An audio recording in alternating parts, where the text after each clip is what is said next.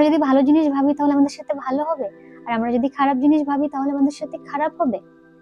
এটা আবার হয় নাকি? বাট এটা দেখো, এটা তোমার জীবন পাল্টে দেওয়ার মতন ক্ষমতা রাখে, ভবিষ্যৎ পাল্টে দেওয়ার মতন ক্ষমতা রাখে।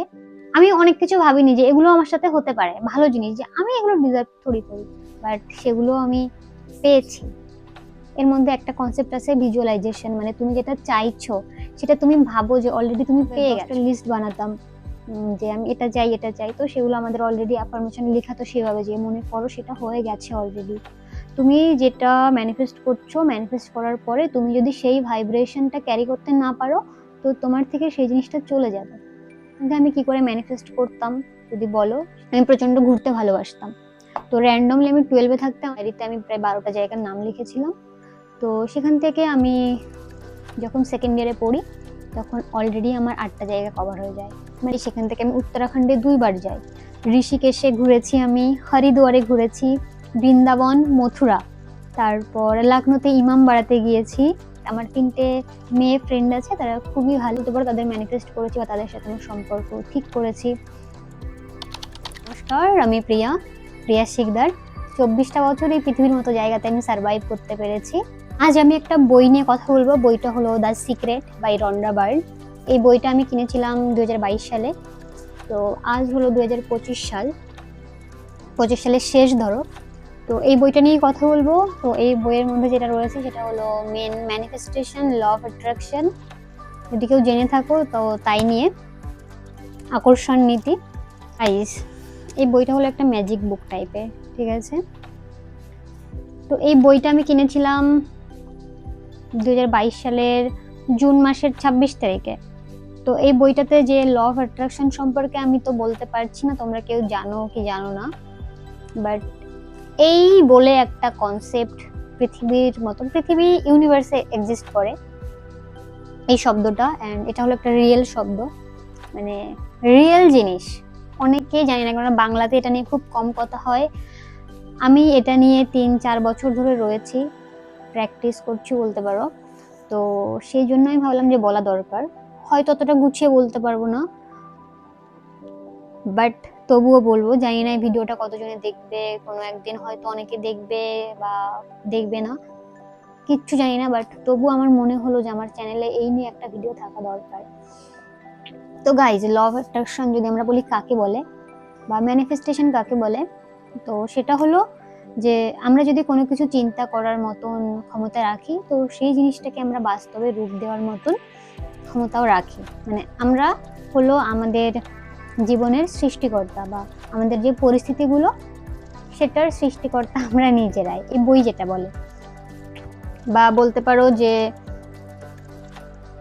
আমরা যা চিন্তা করি, আমরা যেটা চিন্তা ভাবনা করি, সেটাই হলো আমাদের আশেপাশ, পরিবেশ, বাস্তবের রূপ, এটাই।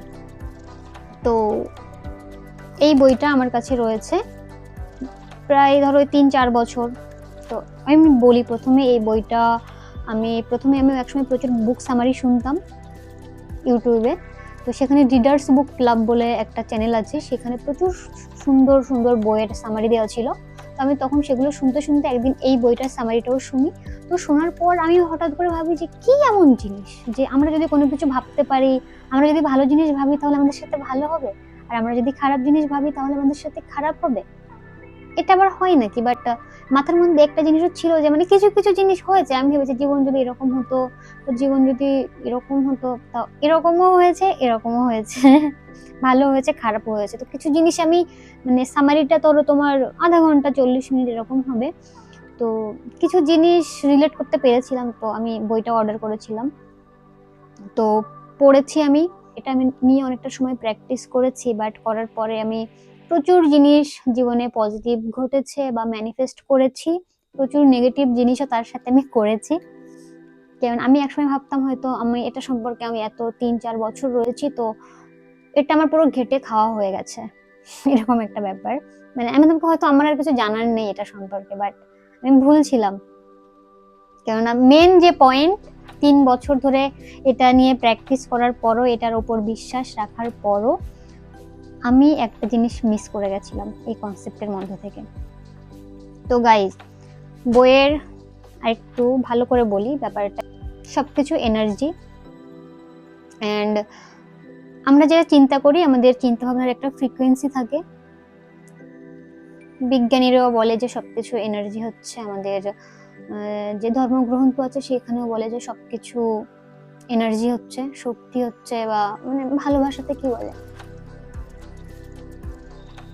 বলে ভগবানও মানে এরকম কিছু একটা বলেছে যে সবকিছুই এনার্জি, এরকম একটা ব্যাপার, যে মানে আত্মার কোনো বিনাশ নেই, ধরো এরকম একটা ব্যাপার। মানে যে কোনো বস্তু সেগুলো শুধু রূপ চেঞ্জ করে, বাট যে এনার্জি থাকে, একটা রূপ থেকে আর একটা রূপে যায়, এরকমই ধরো একটা ব্যাপার। তো সবকিছু তো এটা। তো আমরা যে চিন্তা ভাবনাগুলো করি বা আমরা যেটা অনুভব করি, এখানে আমি একটা জিনিস মিস করে যাচ্ছিলাম, যে আমাদের চিন্তা ভাবনা, আমাদের অনুভব, ফিলিংস আর আমাদের যে কাজ, তিনটে একই অ্যালাইনমেন্ট থাকতে হবে। তো আমরা যেসব চিন্তা করি আর আমরা যেটা ফিল করি, আমাদের সেটার একটা ফ্রিকোয়েন্সি থাকে, আর আমরা সেই ফ্রিকোয়েন্সি অ্যাট্রাক্ট করি। মানে আমরা যেটা ফিল করি বেশি করে, আমরা যেটা চিন্তা ভাবনা করি বেশি করে, তো আমাদের যদি আমরা পজিটিভ জিনিস ভাবি, তো আমাদের যে সামনের পরিস্থিতি সেটা পজিটিভ হয়। আর আমরা যদি প্রচন্ড নেগেটিভ ভাবি, তো আমাদের যে পরিস্থিতি, পরিবেশ, সামনের জিনিসগুলো যেগুলো আমাদের কাছে আসে সেগুলো নেগেটিভ হয়।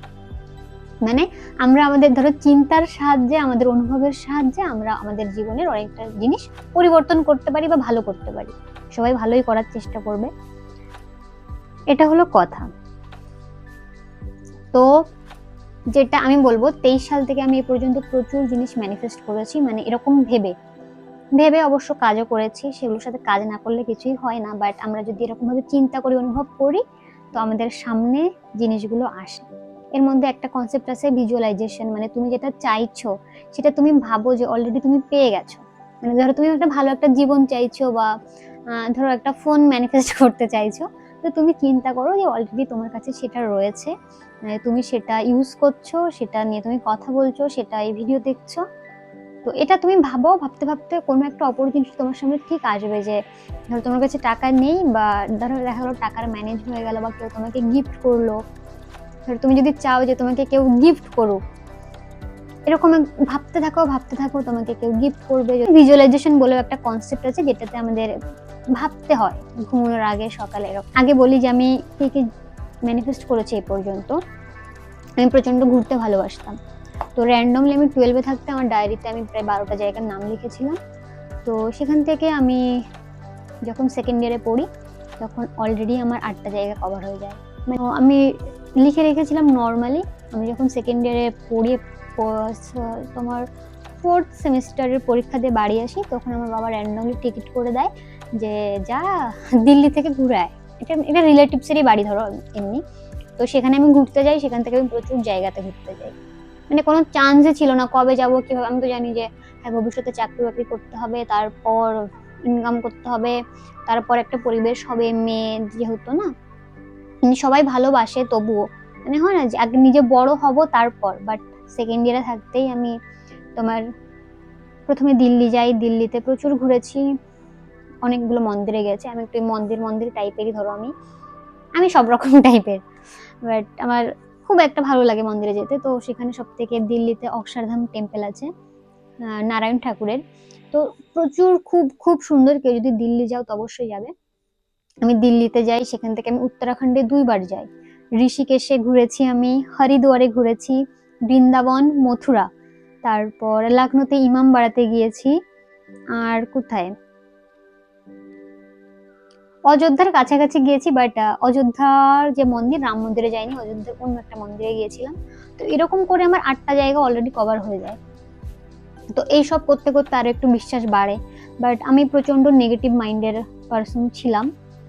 তো জীবনে আমি প্রচুর নেগেটিভ জিনিসও অ্যাট্রাক্ট করেছি। এরপরে আমি সম্পর্কগুলো টুকটাকি, আমার কোনো ভালো বন্ধু বান্ধব ছিল না। তারপর আমার এখন খুব ভালো আমার 3টে মেয়ে ফ্রেন্ড আছে, মেয়ে বান্ধবী, মানে খুবই ভালো তারা। তাদের সাথে আমার খুব ভালো সম্পর্ক। মানে আমার কোনো বান্ধবী মনের মতন আমার কোনো বান্ধবী ছিল না। মানে হয় না যে বেস্টি এরকম টাইপের। বাট আমার 3টে মেয়ে ফ্রেন্ড আছে, তারা খুবই ভালো। তাদের সাথে আমার সম্পর্ক খুবই ভালো। সবার জীবনে বন্ধু বান্ধব দরকার হয়। তো তো বলতে পারো তাদের ম্যানিফেস্ট করেছি বা তাদের সাথে আমার সম্পর্ক ঠিক করেছি। তারপর ফোন ম্যানিফেস্ট করেছি, অনেক কিছু বললে শেষ হবে না। কিন্তু এর মধ্যে আমি জীবনের কিছু কিছু জিনিস নেগেটিভ প্রচুর বাজেভাবে করে ফেলেছি। কারণ একটা সময় আমি প্রচুর নেগেটিভ ভাবতাম, তো গাইস পজিটিভ যদি হয় নেগেটিভও হতে দিতে হবে। তো এর মধ্যে আমি কি করে ম্যানিফেস্ট করতাম যদি বলো, সেগুলো হলো আমি একটা অমিত স্যার বলে একজন আছে, ওনাকে আমি প্রচুর ফলো করি, এখনো করি। তো উনি মেডিটেশন ক্লাস করাতো, আমি ব্যাচ নিতাম মর্নিং 5:30 to 6:30 মেডিটেশন করায়। তো সেখানে তোমার শিখায় কি করে তোমার ম্যানিফেস্ট করতে হয় কোনো জিনিস, মেডিটেশন করায়, করানোর পরে ভিজুয়ালাইজেশন করাই। এর মধ্যে একটা টার্ম বলতে পারো আছে তোমার অ্যাফার্মেশন, মানে তুমি যেটা চাইছো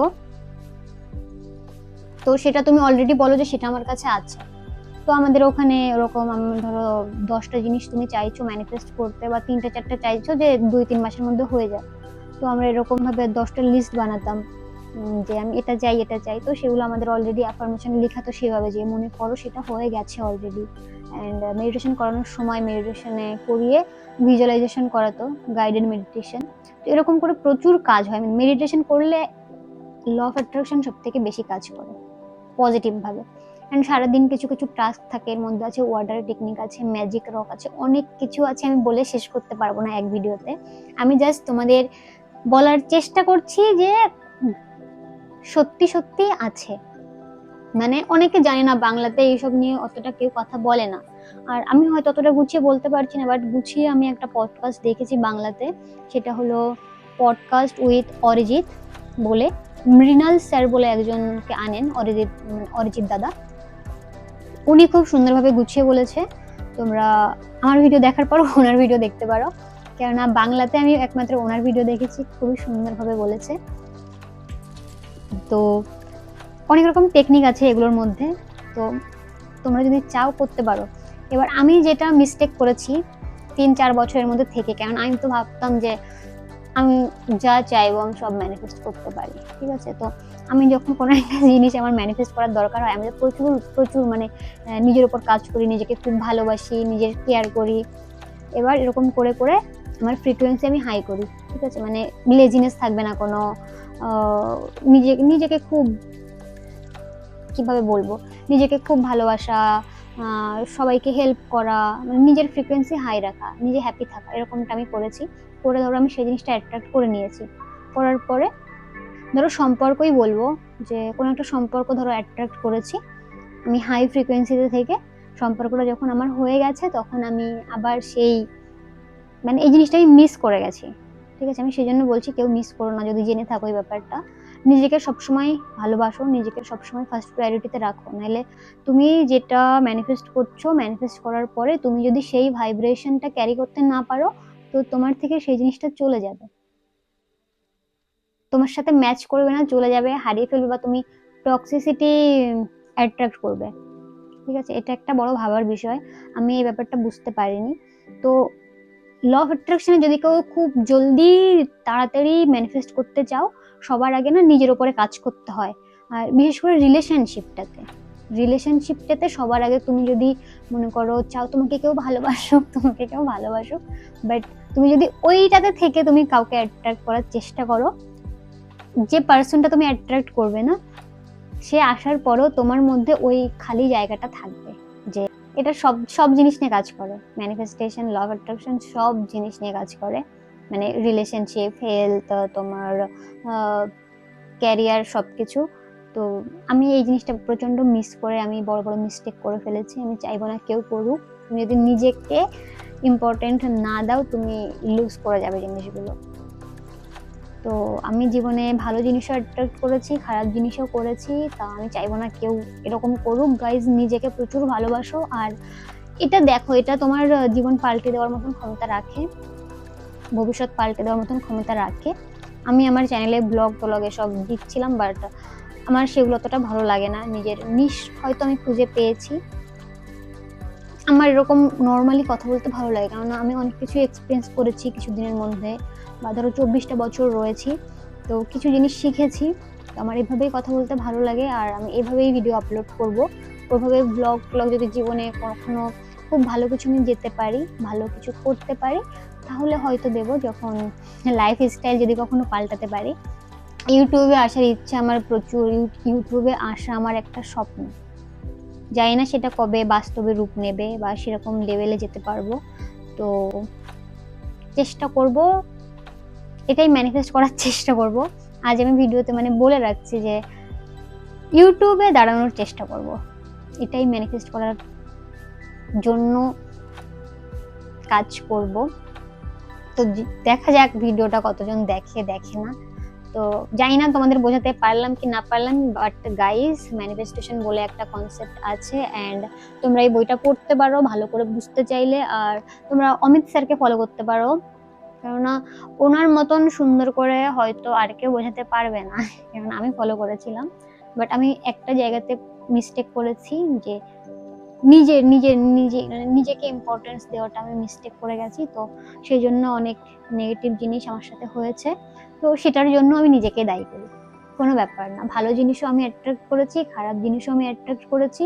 যদি তোমরা চাও, আমি অনেক কিছু ভাবিনি যে এগুলো আমার সাথে হতে পারে, ভালো জিনিস যে আমি এগুলো ডিজার্ভ করি, বাট সেগুলো আমি পেয়েছি। হ্যাঁ, তোমরাও পেতে পারো। এসব নিয়ে আমি দেখা গেলো 3-4 বছর রয়েছি, তো কিছু কিছু জিনিস জানি, আমি কিছু একটা এক্সপিরিয়েন্স আমি করেছি। যদি আরো জানার ইচ্ছা থাকে আমাকে কমেন্ট করতে পারো। আর ভালো দেখতে চাইলে মৃণাল স্যারের ভিডিও দেখতে পারো, উনি খুব সুন্দর বলেছেন। ভালো লাগলে আমার চ্যানেল সাবস্ক্রাইব করে রাখো, আর ভিডিও লাইক করে রাখো। আর কোনো কিছু জানার যদি ইচ্ছা থাকে তো কমেন্ট করতে পারো।